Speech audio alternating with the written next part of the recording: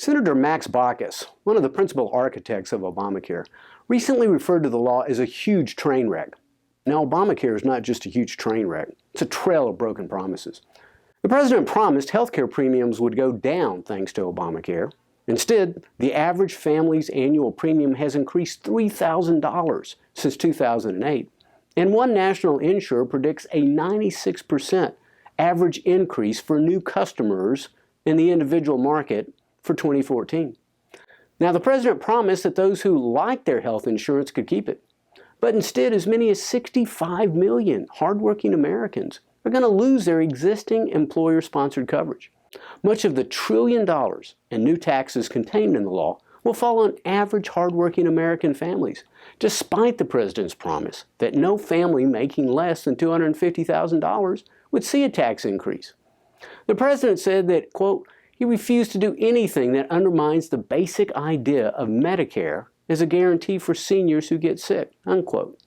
Instead, because of his health care law, senior enrollment in Medicare Advantage will be cut in half by 2017, and their health care is going to be rationed by the Independent Payment Advisory Board, one of just 159 boards, commissions, and programs that have been created by the law in place between Americans and their doctors. Speaker Pelosi boldly promised that Obamacare would create 4 million jobs, but instead the Congressional Budget Office says that our labor force is going to shrink by almost 1 million people over the next decade due to the law. Other studies predict that number could be higher, almost 3.2 million. And this doesn't even take into account that the Internal Revenue Service, the very same agency which just confessed to using government resources to investigate and harass political opponents of the president, is now the very agency the president plans to give the power to oversee Obamacare. If this is what they do with tax applications, what will the IRS do with our personal health records?